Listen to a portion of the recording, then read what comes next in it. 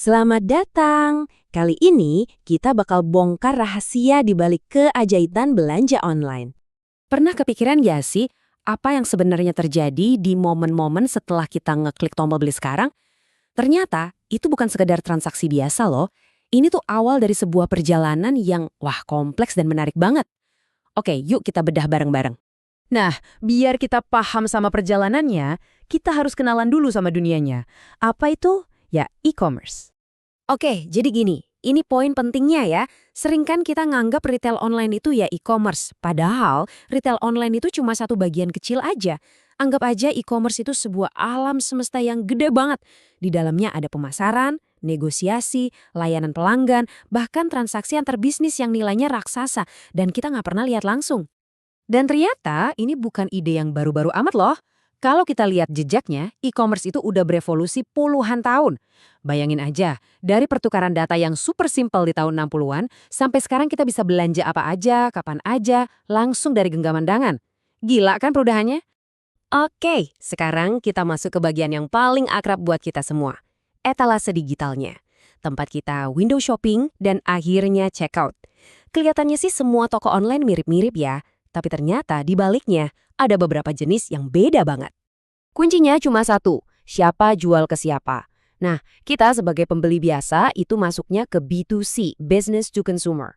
Tapi di saat yang sama ada dunia lain yang jalan barengan. Ada B2B, antar bisnis, yang transaksinya bisa gede banget.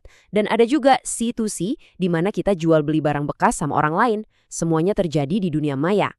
Coba deh pikirin platform-platform raksasa kayak Tokopedia atau Amazon. Mereka itu bukan sekedar satu toko gede, bukan. Mereka itu lebih kayak mall super besar versi digital. Mereka nyediin tempat, terus banyak banget penjual buka lapak di sana. Nah, si platform ini dapat untung dari komisi tiap kali ada yang laku. Keren ya modelnya? Terus, ada lagi model lain, yaitu langganan. Ini pasti kita semua udah familiar banget. Netflix, Spotify, kita bayar rutin tiap bulan buat dapat akses ke layanan mereka. Buat perusahaannya, ini enak banget karena pemasukan jadi stabil dan bisa diprediksi. Nah, ini nih yang unik banget, namanya dropshipping. Jadi ada toko online yang jualan barang tapi mereka sama sekali nggak punya stok barang itu. Serius, jadi pas kamu pesen, mereka langsung nerusin pesanan kamu ke supplier atau produsen, dan si produsen itulah yang ngirim barangnya langsung ke alamat kamu. Si penjual ini ibaratnya cuma jadi perantara digital yang jago.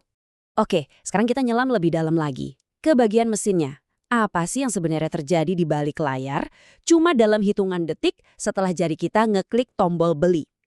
Nah, ini dia nih mesin tak kasat mata yang bikin semuanya mungkin. Jantung dari semua toko online itu adalah platformnya. Anggap aja ini sistem operasi yang ngejaranin semua, mulai dari nampilin produk, ngurusin keranjang belanja, sampai proses pembayaran. Terus, pas kita masukin info kartu kredit atau milih metode pembayaran lain, disitulah payment gateway beraksi. Ini tuh kayak kasir digital yang super aman.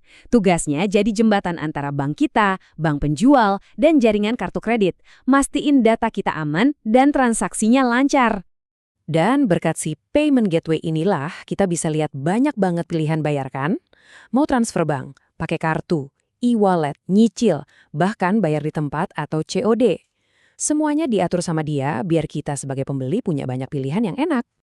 Begitu pembayaran kita dikonfirmasi, klik kita yang tadinya cuma data digital, sekarang berubah jadi perintah fisik. Perjalanan digital selesai, sekarang giliran perjalanan fisik yang dimulai. Disinilah dunia logistik unjuk gigi. Dan proses di gudang ini, ini kayak tarian balet yang presisi banget.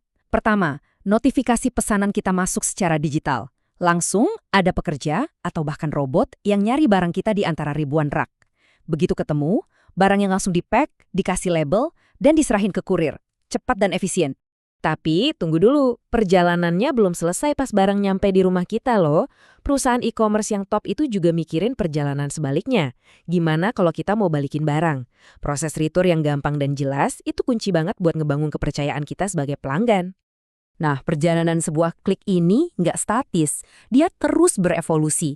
Sekarang, yuk kita intip sedikit ke masa depan. Tren apa sih yang bakal ngebentuk cara kita belanja nanti? Yang pertama, belanja lewat HP atau e-commerce. Ini sih udah bukan tren lagi ya, tapi udah jadi standar. Hampir semua orang sekarang belanja lewat ponsel. Selanjutnya, social commerce. Sadar nggak feed Instagram atau TikTok kita sekarang udah kayak etalase toko? Kita bisa lihat barang, tertarik, dan beli langsung di aplikasi itu juga. Nggak perlu pindah-pindah. Jalurnya jadi pendek banget. Dan yang lebih canggih lagi, ada augmented reality atau AR. Bayangin, kita bisa nyobain kacamata atau lihat sofa baru bakal cocok nggak di ruang tamu kita. Cuma lewat kamera HP sebelum beli. Pengalamannya jadi jauh lebih nyata dan interaktif. Jadi kalau kita tarik benang merahnya, untuk bisa sukses di dunia e-commerce sekarang, udah nggak cukup cuma jualan produk doang. Kuncinya itu ada di 3 hal. Ngasih pengalaman yang nyambung di semua channel, pinter manfaatin teknologi, dan yang paling penting, ngebangun kepercayaan dan transparansi sama pelanggan. Jadi nanti kalau kamu klik tombol beli, sekarang kamu udah tahu kan ada perjalanan panjang dan keren banget di baliknya. Tapi ini juga ninggalin satu pertanyaan buat kita renungin. Seiring pengalaman belanja kita jadi makin pinter dan makin personal, bahkan kadang-kadang bisa nebak apa yang kita mau sebelum kita sadar, kira-kira gimana ya hal itu bakal mengubah diri kita sebagai manusia?